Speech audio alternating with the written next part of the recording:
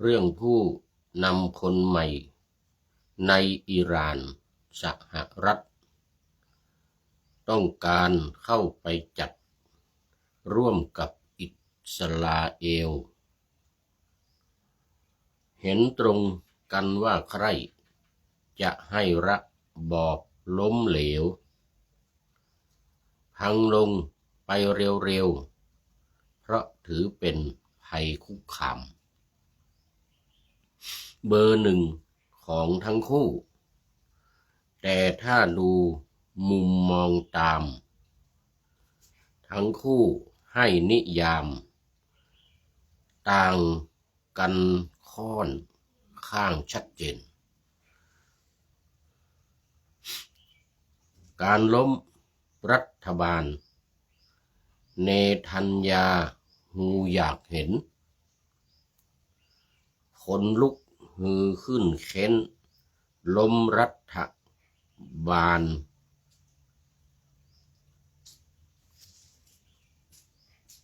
ทันที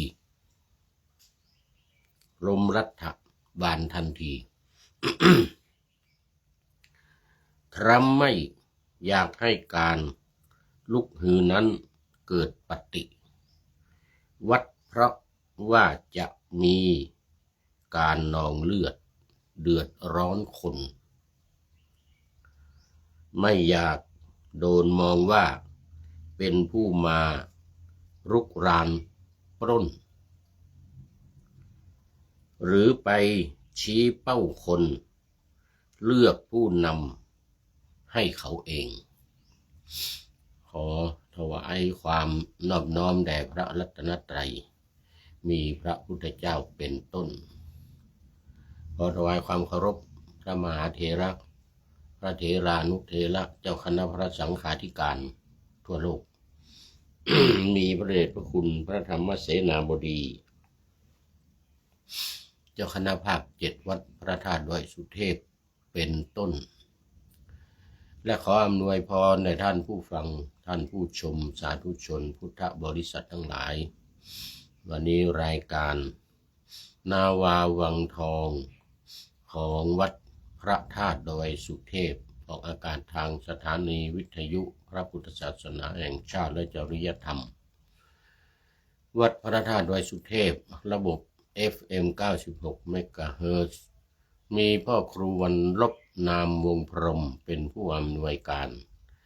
อาจารย์พระมหาประสิทธิ์ประสาธิโกเป็นหัวหน้าสถานีและอาตมาภาพ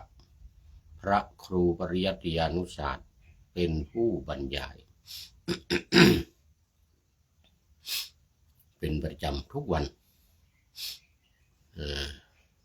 ศุกร์เสาร์และอาทิตย์เวลา7:30 นาทีถึง8 นาฬิกาและ13 ถึง 14 นาฬิกาวันศุกร์และวันเสาร์วันเสาร์นี้ก็อย่างวันนี้ก็ตรงเวลาพอดีเลยเริ่มตรงเวลาแต่ไม่ทราบว่าทางสถานีทันเห็นมองเห็นหรือเปล่า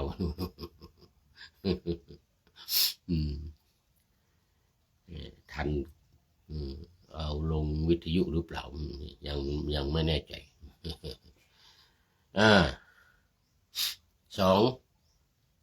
สถานีวิทยุเพื่อการศึกษาพระพุทธศาสนาและวัฒนธรรม วัดพระธาตุดอยวัดฝายหินวัดฝายหินจึงมีท่านพระครูสมุวิสุวัตวรกิจโจเป็นผู้อำนวยการอาจารย์พระมหาประสิทธิ์ประสาทเป็นผู้อำนวยการตอนนี้ขอต้อนรับท่านอาจารย์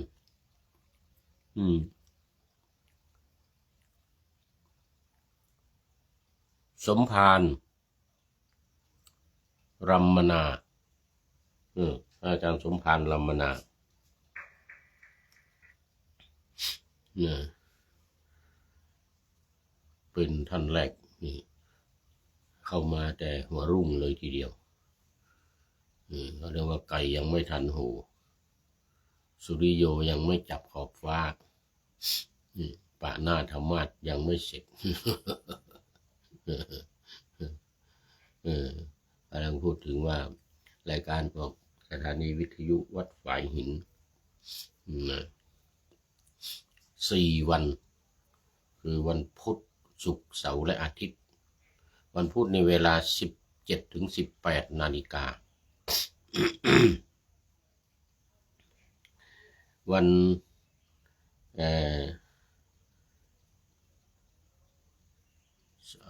ศุกร์กับวันเสาร์นะวันศุกร์กับวันเสาร์นี่เวลา 14 ถึง 15 นาฬิกา14 ถึง 15 นาฬิกา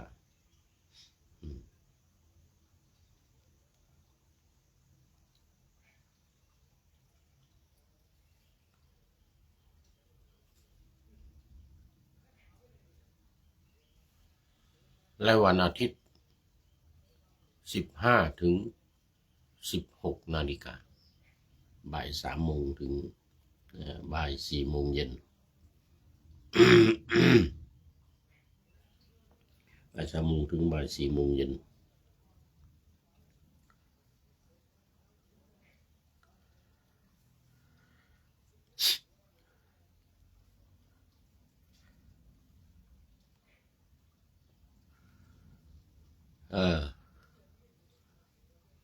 วันนี้ก็บันทึกเสียงจากวัดพระธาตุดอยสุเทพเรานี่เองเห็นฉากสีเขียวๆนี่ก็ไม่ต้องสงสัยแล้วแล้วขอโมทนากับเจ้าภาพถวายพระตาหารเพลและน้ำปานะวันนี้มี 2 ท่าน1พี่แอ้วแม่ค้าขายน้ำดอยสุเทพว่าไป2พี่จันทราจินตามังนี่ก็อยู่บ้านดอยสุเทพแล้วนี่เองพร้อมลูกหลาน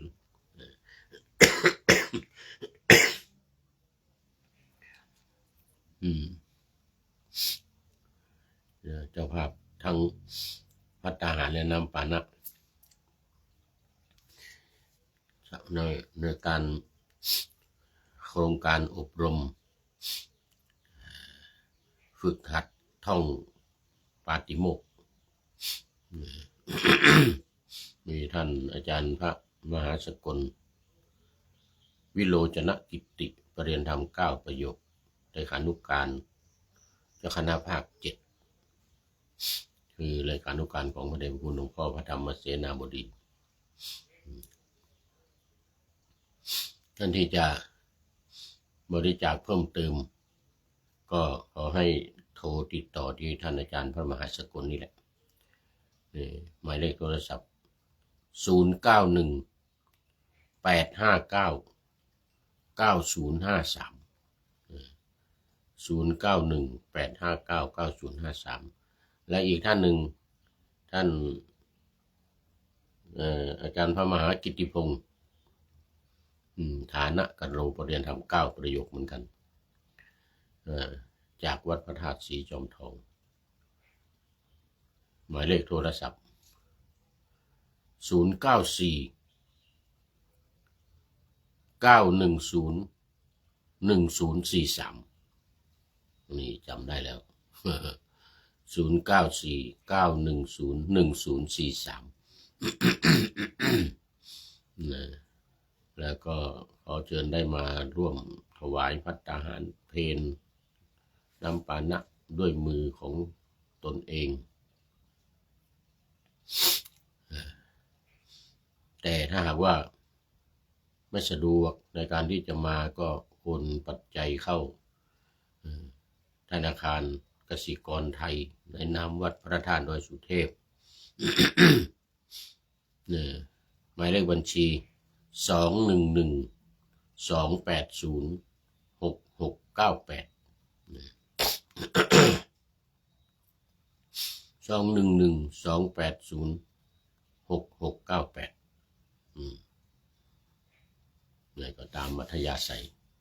ไม่ต้องเป็นวันก็ได้ตามเจตนาศรัทธาตามกำลังทรัพย์กำลังศรัทธา100 300 500 1,000 2,000อย่างนี้ก็ได้สมทบในการสมทบขอโมทนา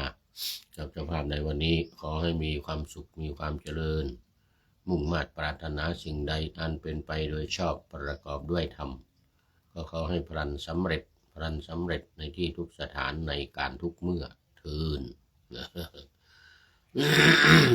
งานต่อไปงานที่2ก็คือการทำบุญทักษิณานุปทานวันนี้วันที่8แล้วหลวงพ่อทองดีสุวรรณโนอายุ94 ปีพรรษา15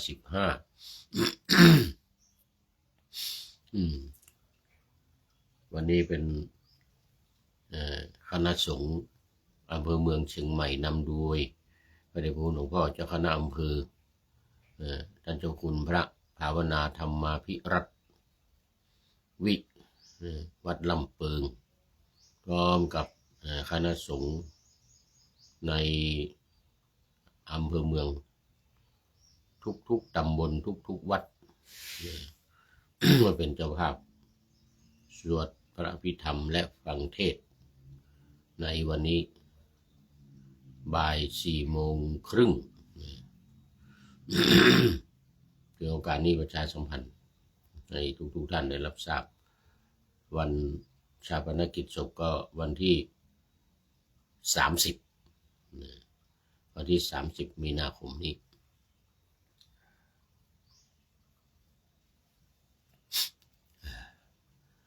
แล้วก็งานที่3ขาวดำเหมือนกันพี่สาวของท่านพระครูบดีกาประเสริฐประสันโนวัดพระธาตุดอยสุเทพนี่แหละที่จัดรายการ ตอนกลางคืนนะ2 ทุ่มถึง4 ทุ่มทั้งสวดมนต์ทั้งบรรยายธรรม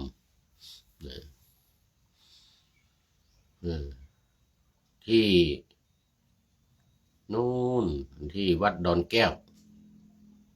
ตำบลเมืองปานอำเภอเมืองปานจังหวัดลำปาง ขออภัยเสียงอยู่ในจมูกหน่อยนะตอนนี้รู้สึกว่าเป็นหวัดมาตั้งแต่ตอนเช้ากลางคืนตอนกลางวันนี้อีก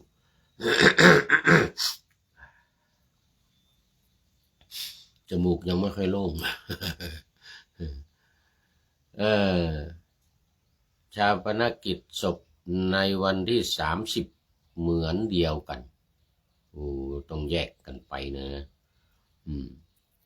วัดพระธาตุดอยสุเทพก็วันที่30เหมือนกันหลวงพ่อทองดีสุวรรณโนแล้วก็พี่สาวของท่านพระครูประเสริฐประสันโนนี่ก็วันที่30เหมือนกัน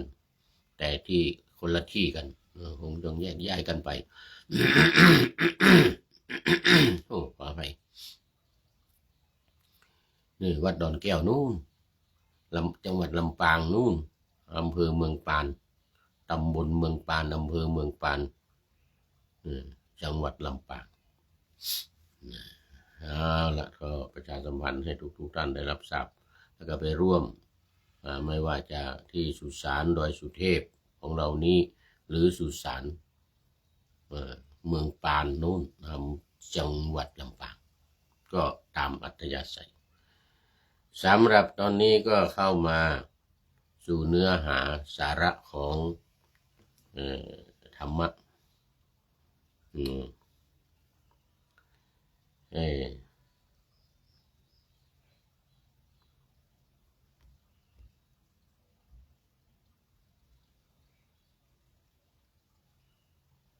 วันนี้ยังอยู่ เนี่ยวันนี้ยังอยู่ในวิมานวัตถุเนี่ยวิมานวัตถุเปตะวัตถุเนี่ยเถระคาถาเถรีคาถา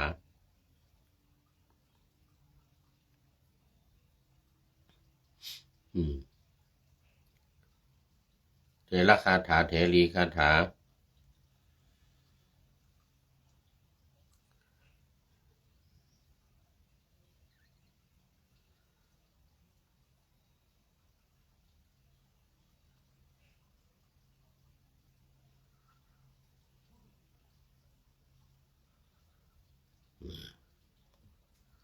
เถระคาถาเถรีคาถา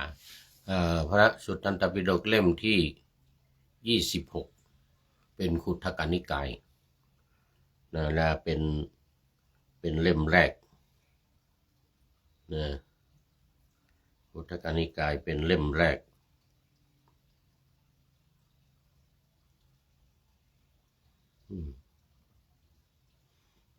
เป็นเล่มแรกของขุททกนิกายเล่มที่สองผมขออภัย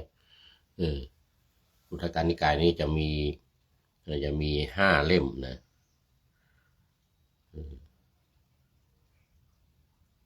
ขุททกนิกายนี้จะมี5 เล่ม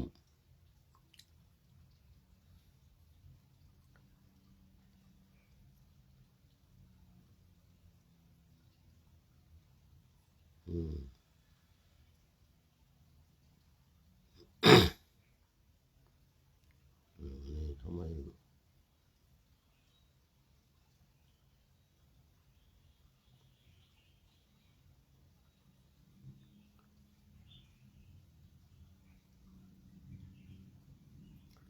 มี5 เล่ม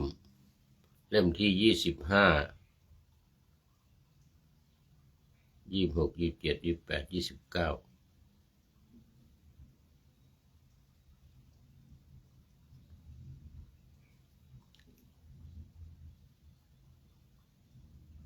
โยงขอให้9 เล่ม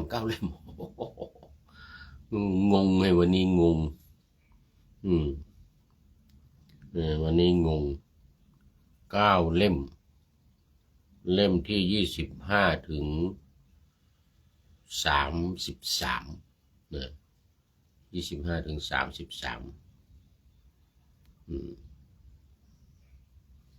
วิมานวัตถุเปตวัตถุนี้ก็มาเกี่ยวข้องกับรายการนาวาวังทองก็คือเป็นเรื่องเกี่ยวกับชาวทิพย์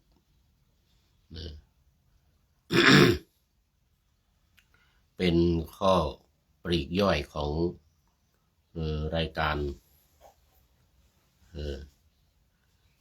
โครงการปูทางสู่การตื่นรู้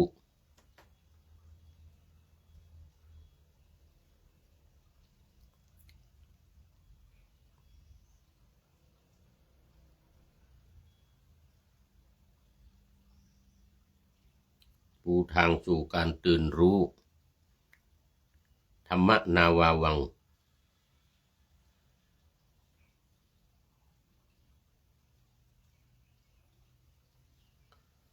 นะปูทางสู่การตื่นรู้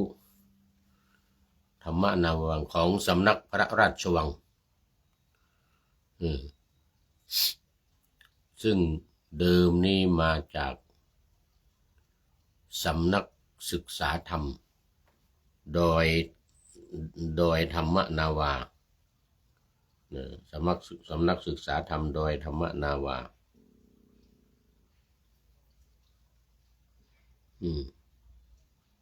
จังหวัดเชียงรายซึ่งมี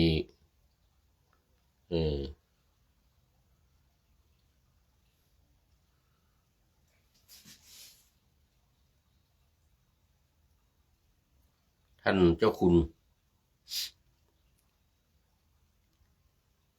พระราชวชิรยานชิโนภาสยานชิโนภาส เออ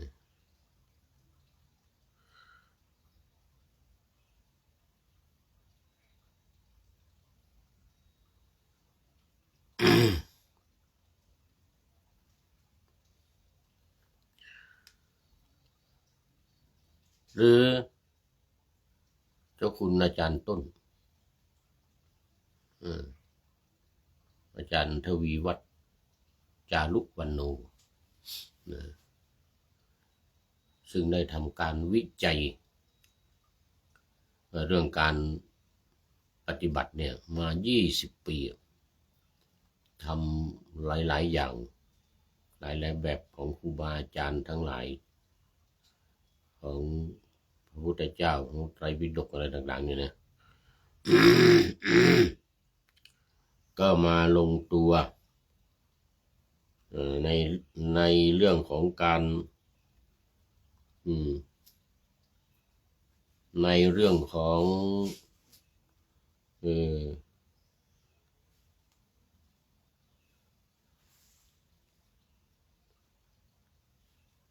เดี๋ยว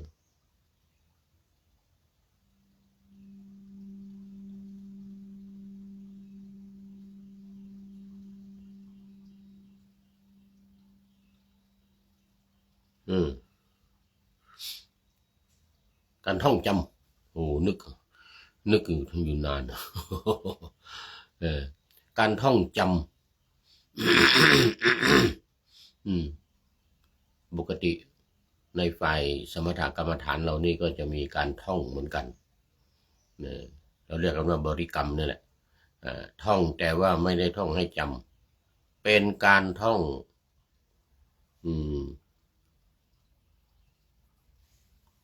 เพื่อให้จิตสงบเมื่อจิตสงบแล้วก็จะได้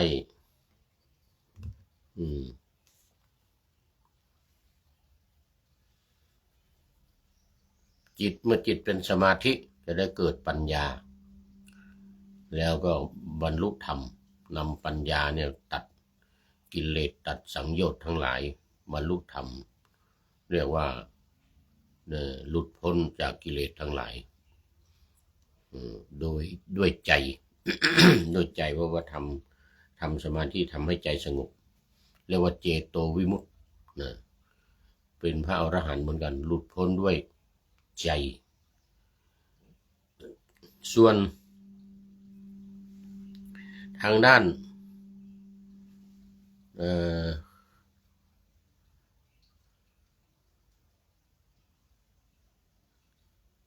วิปัสสนาหรือทางด้านโครงการปูทางสู่การตื่นรู้นี้ใช้วิธีการท่องจำทำความเข้าใจให้เกิดปัญญาในสายวิปัสสนาถ้าบรรลุเราจะเรียกกันว่าปัญญาวิมุตติหลุดพ้นด้วยปัญญา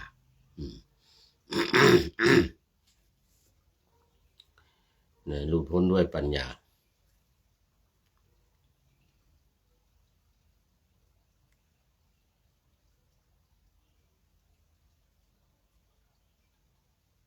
หลุดพ้นด้วยปัญญา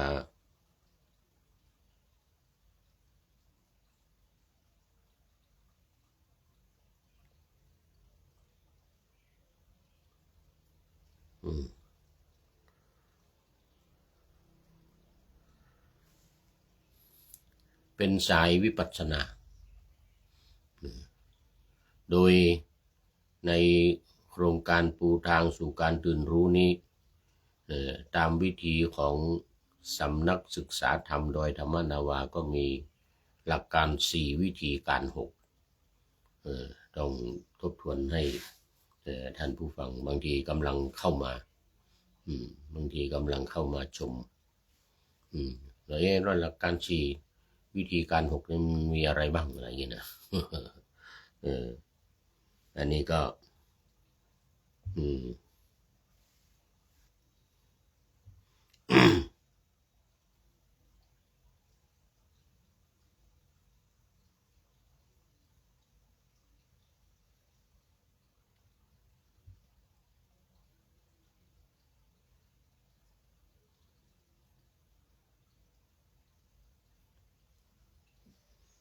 หลักการ4วิธีการ6 1พระรัตนตรัยคือพระพุทธพระธรรมพระสงฆ์นี่แหละหมายถึงการถึงพระรัตนตรัยการถึงพระรัตนตรัย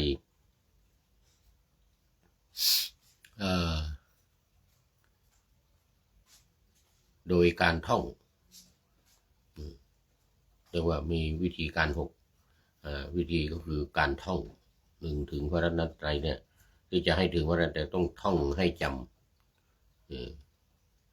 2ธาตุกรรมฐาน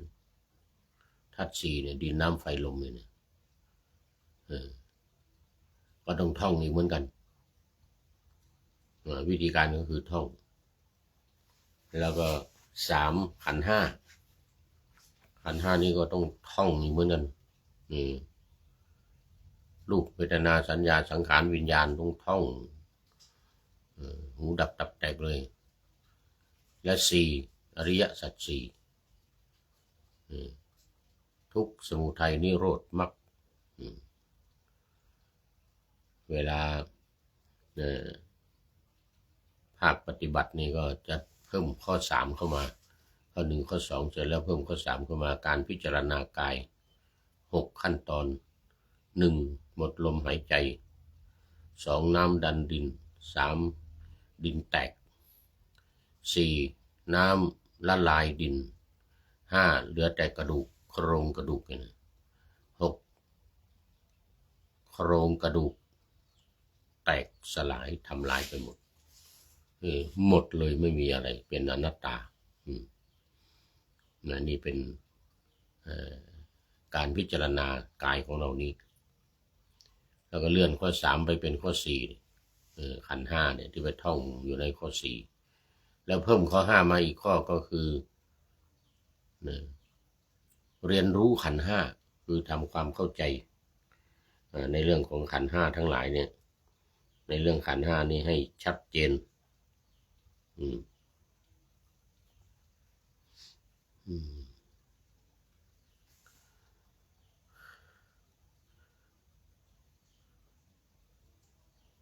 ตีความหมายอธิบายความรูปเวทนาสัญญาสังขารวิญญาณนี่มี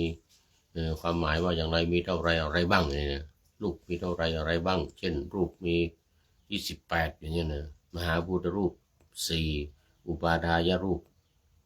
24อย่างนี้เป็นต้นทั้งหมดเลยทั้งเวทนาสัญญาสังขารวิญญาณให้ละเอียดทำความเข้าใจให้ถูกต้องแล้วเลื่อนข้อ4ไปเป็นข้อ6ข้อ4ที่ว่าอริยสัจ 4เนี่ยต้องเอาขันธ์ 5ข้อที่3เนี่ยลงในอริยสัจ 4มันเป็นวิธีการในข้อที่6เนี่ยนะคือความเกิดความดับความเกิดความดับของขันธ์ 5เนี่ยเช่นความเกิดเป็นสมุทัยอย่างนี้เป็นสาเหตุการเกิดแล้วความดับก็เป็นข้อที่3เป็นนิโรธอย่างนี้การจัดขันธ์ 5ในการจัดความเกิดความดับของขันธ์ 5เนี่ยลงในอริยสัจ 4อันนี้เป็นวิธีการ6อย่างตอนนี้ขอต้อนรับพระเดชพระคุณหลวงพ่อสุทธิสงึมรำFC ตัวจริงมาพร้อมกับหัวใจแดงๆใสๆขอบคุณพระเดชพระคุณหลวงพ่อมากวันนี้มาเป็นท่านแรกเลยวันนี้หลวงพ่อมาเป็นท่านแรก ในภาคบ่ายนี่บางทีก็FC อย่างวันนี้ FC ก็น่าจะไปเที่ยวพักผ่อนกันที่โน่นที่นี่ ไปเที่ยวพักผ่อนกันละเพราะว่ามันเป็นวันหยุดนะเป็นวันหยุดเอามา หลักการและวิธีการเรียบร้อยแล้วนี่ก็มาดูข้อปลีกย่อยข้อปลีกย่อยในเรื่องราวต่างๆอย่างตอนนี้ยังอยู่ในเรื่องของชาวทิพย์คนที่เกิดแบบโอปปาติกะเนี่ยเกิดผุดขึ้นเกิดแบบโอปปาติกะปุ๊บปั๊บก็เกิดขึ้นมาเลยเหมือนเทวดาเนี่ยหรือไม่ก็สัตว์นรกเปรตอสุรกายทั้งหลายนี่นะปุ๊บปั๊บเกิดขึ้นมาเลยเรียกโอปปาติกะดังนั้นหมู่ชาวทิพย์ทั้งหลายเนี่ยจะมีขันธ์ไม่มีรูปนะไม่มีรูปแต่มีเวทนาสัญญาสังขารวิญญาณมีขันธ์อยู่4ขันธ์นะครับแล้วขันธ์5นี่ต้องเป็นคนเรานี่เป็นมนุษย์เนี่ยจึงจะมี sorry มีรูปนี่ใช่ไหมเนี่ยมือแข้งแขนขาหัวหูตาเนี่ยตอนนี้ขอต้อนรับครูยากราบไหว้ศาลเจ้านะจากเชียงใหม่มาแล้วจากเชียงใหม่เพราะว่าครูยานึกว่าไปพักผ่อน วันนี้วันเสาร์นึกว่าไปพักผ่อนพาลูกพาหลานไปที่นั่นที่นี่ทำบุญสุนทานครูยาชอบทำบุญไปงานบุญงานกุศลอยู่เรื่อยโมทนามาเข้าเนื้อเรื่องวันนี้ยังค้างอยู่ก็คือเสลิสกวิมานว่ามา3 วันแล้วเสลิสกวิมานนี่นะ3 ครั้ง 4 ครั้งแล้วเพราะว่ามันยาวมันเป็นเรื่องยาวมาถึงตอนที่ตอนแรกก็พระเถระเนี่ยนะโมคคัลลานะถามเสลิสกเทพบุตรตอนนี้มันมีเรื่องของพ่อค้าเข้ามาพ่อค้ามาในทะเลทรายแล้วก็เสลิสกเทพบุตรนี่ก็ไปพบพ่อค้าที่มาเนี่ยก็เลยถามพ่อค้าว่าเนี่ยทางธุรกันดารมาลำบากอย่างเงี้ยมายังไงมาอย่างนี้นะถามกันไปถามกันมาอย่างเมื่อวานนี้ก็เล่าไปพ่อค้าเหล่านั้นทั้งหมดในที่นั้นครั้นต่างคนต่างประกาศความเป็นอุบาสกแล้วบันเทิงอยู่ด้วยเทพผลิตเนืองได้รับอนุญาตแล้วหลีกไปพ่อค้าทั้งหลายนี่นะ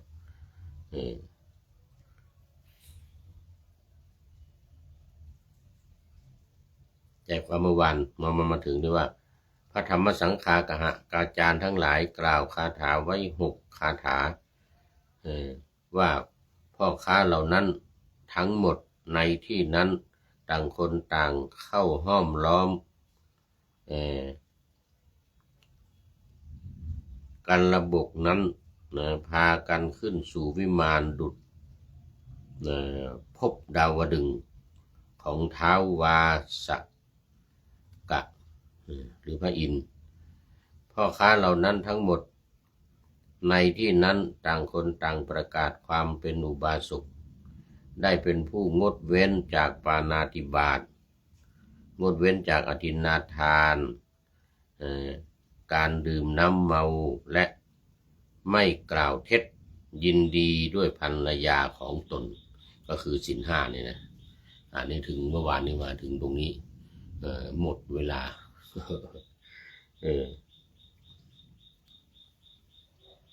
วันนี้เราก็มาต่อพ่อค้าทั้งหมดการได้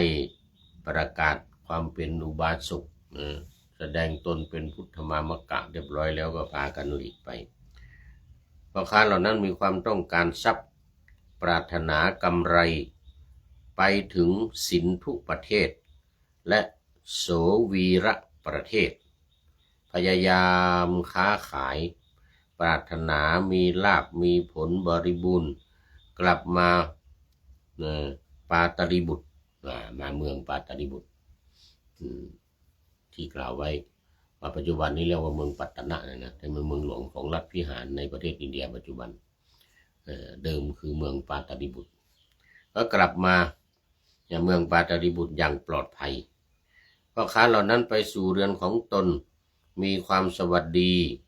พร้อมหน้าบุตรภรรยามีความเพลิดเพลินปราบปลื้มดีใจชื่นใจ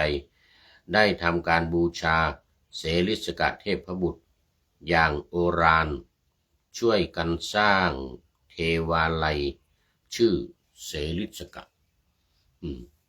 ก็มันก็ศาลพระภูมิทำศาลพระภูมิ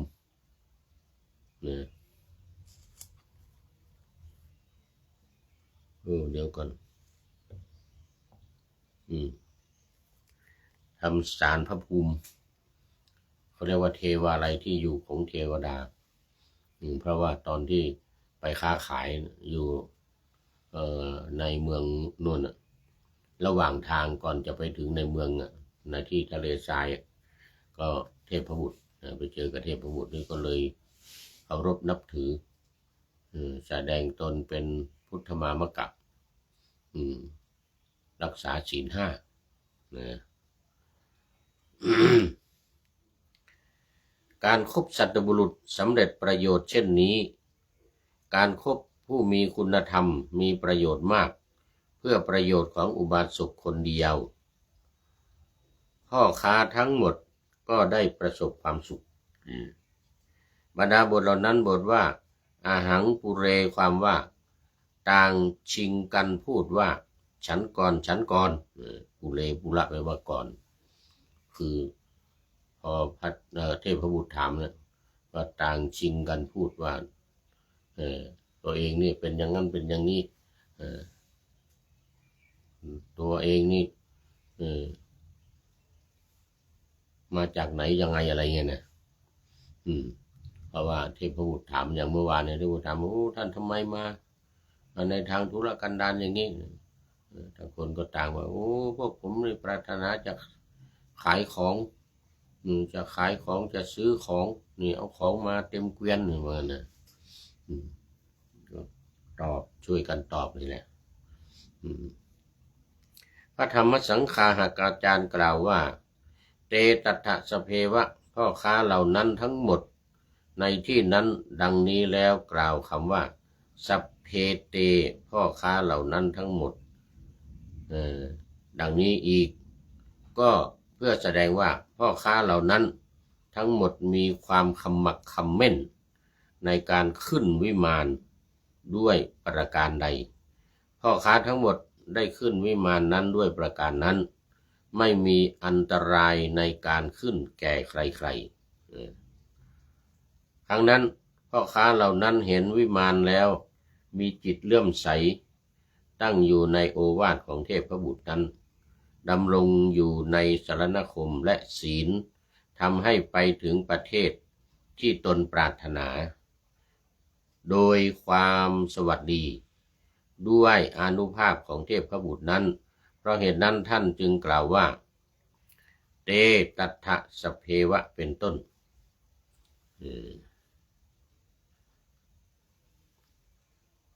ได้บทว่าเสรีสกังเตปริเวนังมาปยิงสุความว่าเพื่อตั้งอยู่ในความเป็นผู้กตัญญูหลุดพ้นปฏิเสวะการรับคำของพวกพ่อค้าได้สร้างเทวาลัยคือที่อยู่ชื่อว่าเสริสกะตามชื่อของเทพบุตร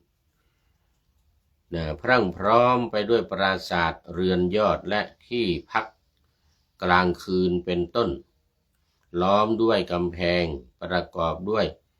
ซุ้มประตูมีบริเวณโดย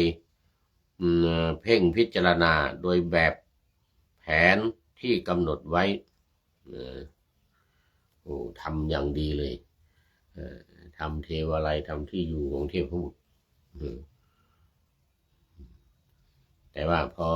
พอตอนที่ไปเจอเทพบุตรนั้นก็ได้เห็นวิมานของเทพบุตร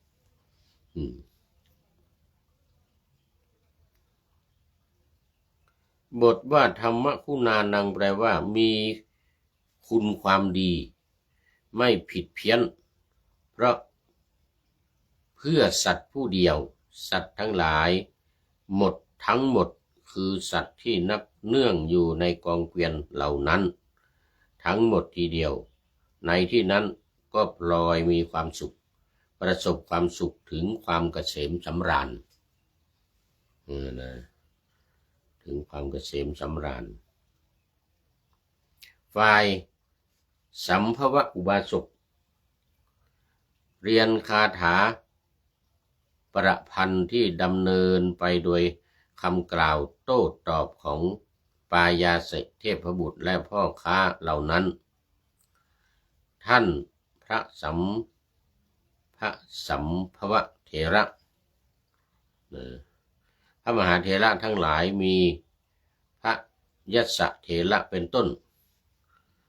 ก็ได้ยกเรื่องนั้นขึ้นสู่สังคายนาในคราวสังคายนาครั้งที่สองฝ่ายสัมภวะอุบาสกบวชเมื่อบิดามารดาล่วงลับไปแล้วได้ดำรงอยู่ในพระอรหันต์สัมภวะอุบาสกนี่พอพ่อแม่ล่วงลับไปก็บวชแล้วก็ได้บรรลุธรรมเป็นอุบาสกเป็น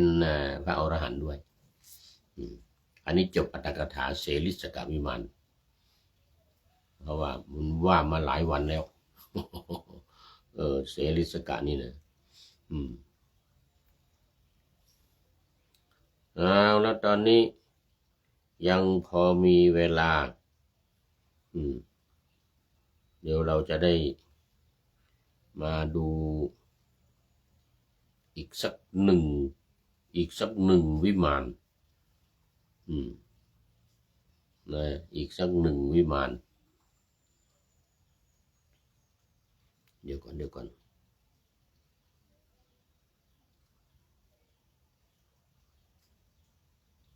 เรามาดูอีกสักหนึ่งวิมานก่อนทางอาจจะไม่ทันอัตถกถาเราดูแต่เนื้อเรื่องนะดูแต่เนื้อเรื่องก่อนวันนี้เรามาดูวิมานที่11สุนิกขิตตวิมานนะสุนิกขิตตวิมานเอาดูเนื้อเรื่องก่อนนะดูเนื้อเรื่องเนื้อเรื่องก็มีไม่ค่อยมากเท่าไหร่แต่ว่าเดี๋ยวอัตถกถานี่มีมากเพราะว่ามันเป็นการอธิบายเพิ่มเติมขยายความไปถึงพระพุทธเจ้าพระพุทธเจ้าอยู่ที่นั่นที่นี่อะไรก็ว่าไป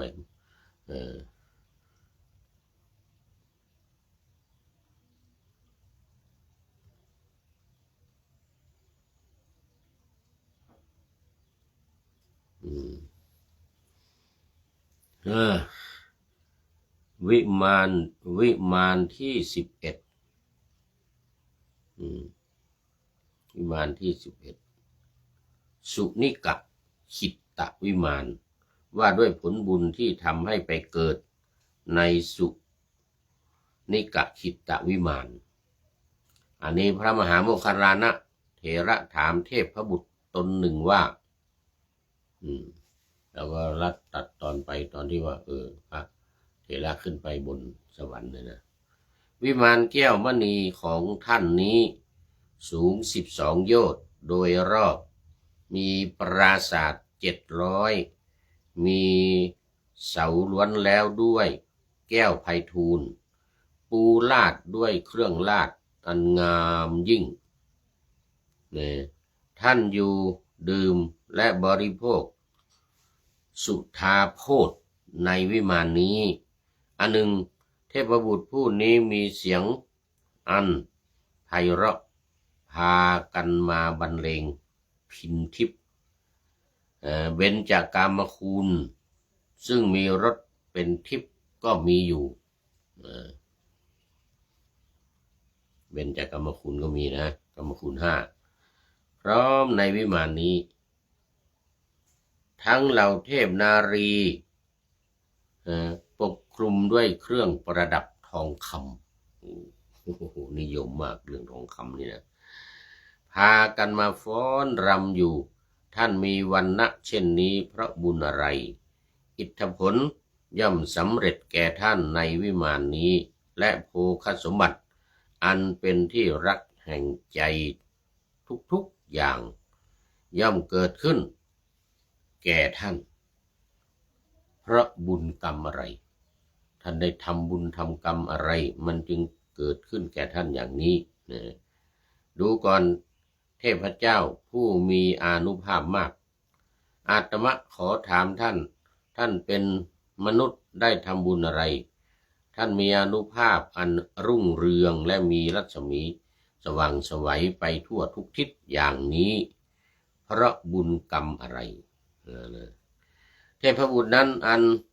พระมหาโมคคัลลานะเถระถามแล้วมีความปราบปลื้มจึงพยากรณ์ปัญหาผลกรรมที่ถูกถามนั้นว่าข้าพเจ้าได้จัดดอกไม้ได้จัดดอกไม้ที่มหาชนจัดไว้แล้วไม่เรียบร้อยนี่คือมหาชนเอาพากันเอาดอกไม้มาแล้วก็วางละเกะละกะจำนวนมากมายแต่ว่าคนเนี้ยเขาเป็นคนรวบรวมแล้วก็จัดให้เป็นหมู่เป็นกองให้เป็นหมวดเป็นหมู่ให้สวยงามให้สวยงามแล้วได้ประดิษฐานไว้ที่พระสถูปของพระสุคตเจ้าจึงเป็นผู้มีฤทธิ์มากและมีอานุภาพมากพรั่งพร้อมด้วยกามคุณอันเป็นทิพย์ข้าพเจ้ามีวรรณะเช่นนี้เพราะบุญนั้นอิทธิผลสมบัติอันเป็นที่รักแห่งใจทุกสิ่งทุกอย่างย่อมเกิดแก่ข้าพเจ้าเพราะบุญนั้นข้าพเจ้ามีอานุภาพอันรุ่งเรืองและมีรัศมีสว่างไสวไปทั่วทุกทิศเพราะบุญกรรมนั้นโอ้นี่มันจบสุนิกะขิตตวิมานที่11แล้วก็จบสุนิกะขิตตวิมานวรรคที่7ด้วยวรรคที่7ซึ่งมีทั้งหมดก็11วิมานด้วยกัน11วิมานนั้นก็ประกอบไปด้วย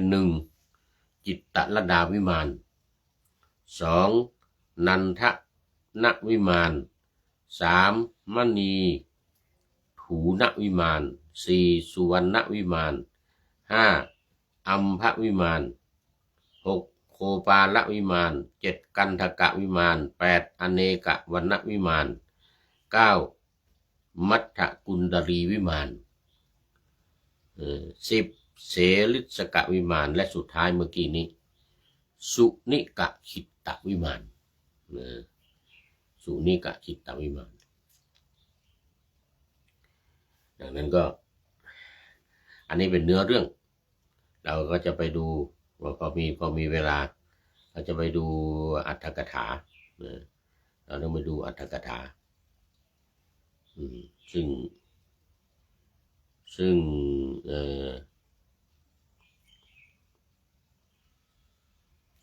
งในอรรถกถาเนี่ยจะมีเนื้อความขยายออกไปพูดถึงต้นตอถึงเรื่องที่ปรารภแต่ที่พระพุทธองค์ทรงปรารภนี่นะในเรื่องนี้ซึ่งเป็นเรื่องสุดท้ายเรื่องสุดท้ายของวิมานนี้สุนิกะขิตตวิมานนี่นะเดี๋ยวมันจะมีไขความแก้ความไขความแก้ความ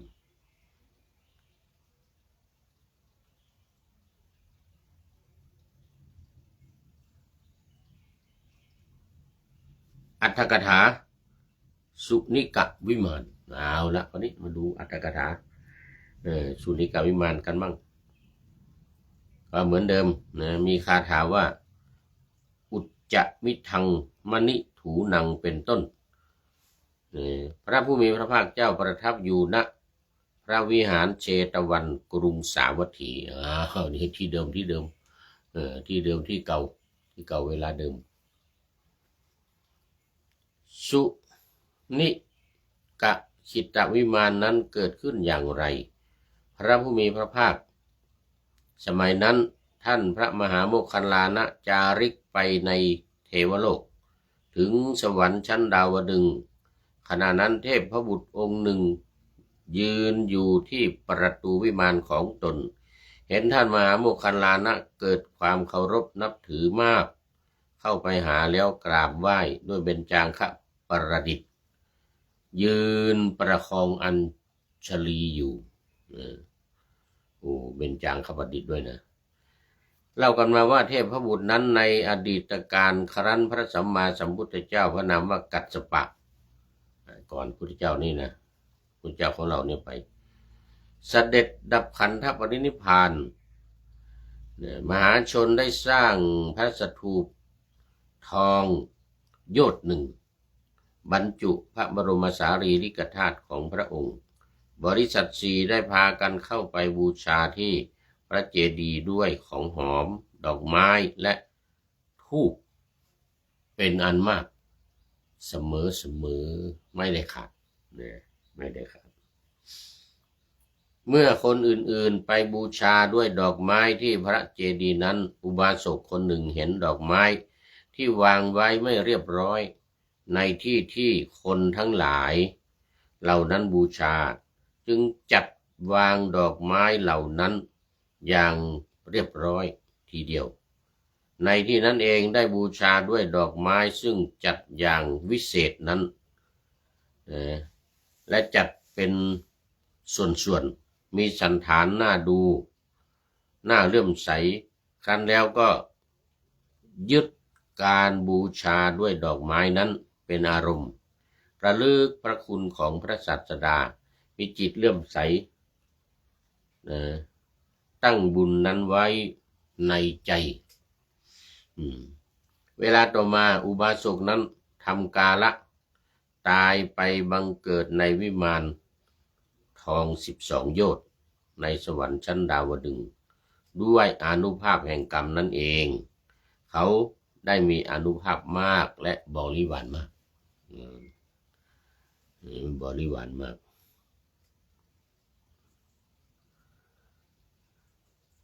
เวลาต่อมาอุบาสกนั้นเดี๋ยวก่อนลำดับนั้นท่านมหาโมคคัลลานะก็ถามด้วยคาถาทั้งหลายเหล่านี้อีกว่าวิมานเสาแก้วมณีนี้สูง12โยชน์โดยมีห้องละโหฐานโอฬาร700ห้องล้วนไปด้วยแก้วไพฑูรย์เดี๋ยวต้องดูเวลาหมดเวลาพอดี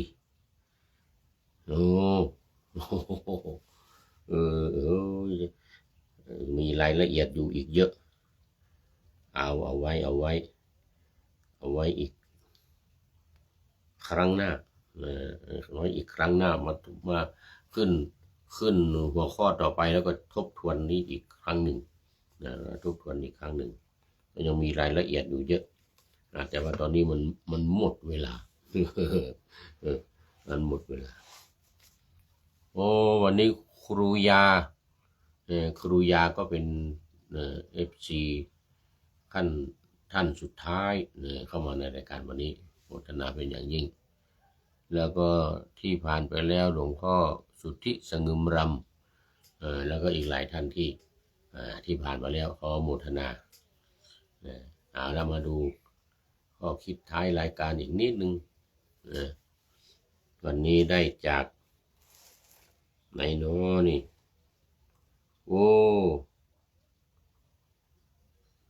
สุวิพันธ์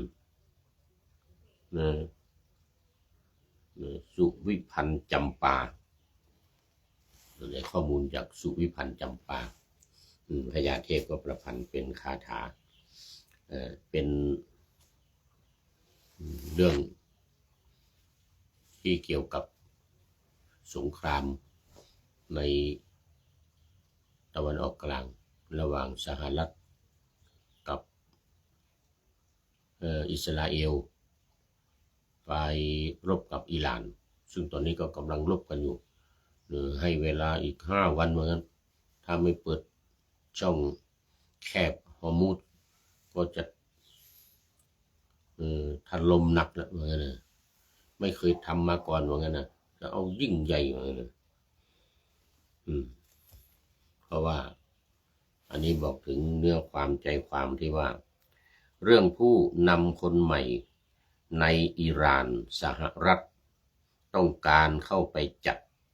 ร่วมกับอิสราเอลคือจะเข้าไปจัดการปกครองแล้วก็จะล้มล้างระบบการปกครองที่มีอยู่ปัจจุบันเนี่ยจะจัดการปกครองใหม่อันนี้สหรัฐกับอิสราเอล เรื่องผู้นำคนใหม่ในอิหร่านสหรัฐต้องการเข้าไปจัดร่วมกับอิสราเอลเห็นตรงกันว่าใครจะให้ระบอบล้มเหลวพังลงไปเร็วๆเพราะถือเป็นภัยคุกคามอิสราเอลถือว่าระบอบของอิหร่านเนี่ยเป็นภัยคุกคามประเทศของตัวเองเบอร์ 1ของทั้งคู่ของสหรัฐด้วยแต่ถ้าดูมุมมองตามทั้งคู่ให้นิยามต่างกันค่อนข้างชัดเจนการล้มรัฐบาลเนทันยาฮูอยากเห็นคนลุกฮือขึ้นเค้นล้มรัฐบาลทันทีทรัมป์ไม่อยากให้การลุกฮือนั้นเกิดปฏิวัติเพราะว่าจะมีการนองเลือดเดือดร้อนคนไม่อยากโดนมองว่าเป็นผู้มารุกรานปล้นหรือไปชี้เป้าคนเลือกผู้นำให้เขาเองไม่อยากให้เขาไปไม่อยากให้คนมองว่าตัวเองเนี่ยเข้าไปยุ่งในกิจการของประเทศอื่นพอเสร็จภารกิจนี้ก็อยากจะให้เขาทำกันเองอะไรตรงนี้นี่คือความเห็นที่แตกต่างกันกับระหว่างเนทันยาฮูกับประธานาธิบดีทรัมป์คืออิสราเอลกับสหรัฐที่ร่วมกันทำเนี่ยแต่มีความเห็นไม่เหมือนกันนะทางอิสราเอลอยากจะให้ประชาชนเขาลุกฮือกันขึ้นจึงไปฆ่าผู้นำคนมันหลายเป็น40-50 คนละหวังที่จะให้เขาลุกฮือกันขึ้นแต่สหรัฐไม่อยากจะให้เกิดการนองเลือดการลุกฮือกันขึ้นมาหรือจะมีการเข็นฆ่าอะไรกันอีกอะไรตรงนี้นะอันนี้ก็เลยยื้อยุดกันอยู่อิหร่านก็โต้ตอบขนาดนัก ไม่ยอมเหมือนกันอันนี้ก็เป็นเรื่องเหตุการณ์ปัจจุบันนะซึ่งโยงมาจนถึงทำให้น้ำมันแพงทำให้สิ่งของอะไรต่างๆแพงไปหมดในตอนนี้เพราะ2 คนนี่แหละเนทันยาฮูกับทรัมป์ประธานาธิบดีทรัมป์และขอบคุณนะข้อมูลจากสุวิพันธ์จำปาไว้ณที่นี้เป็นอย่างยิ่งขอนำนาวาวังทองไปก่อนแล้วจะย้อนมาใหม่ในวันหน้าคือวันพุธศุกร์เสาร์อาทิตย์ตามตารางเวลาที่วางอยู่ข้างในเป็นธรรมะจากพระราชวังเป็นนาวาโด่งดังสว่างไสวเป็นทองคำล้ำค่ากว่าสิ่งใดชุบชีวิตจิตใจให้ใสงามขอเชิญท่านทั้งหลายนำไปท่องตามคุณของพระรัตนสามพุทโธเมนาโถธัมโมตามสังโฆเมนาโถยามภาวนาว่าบ่อยๆซ้ำๆจำในจิตจนมันติดในใจไม่หายหน้านอนนั่งยืนเดินจำทุกเวลาตั้งแต่ตื่นขึ้นมาถึงหลับไปขอทุกท่านได้ผลจากปฏิบัติได้กำจัดความทุกข์พบสุขใสพันปลอดโปร่งโล่งสบายทั้งกายใจอยู่ที่ใดใจสงบพบนิพพานขอเจริญพร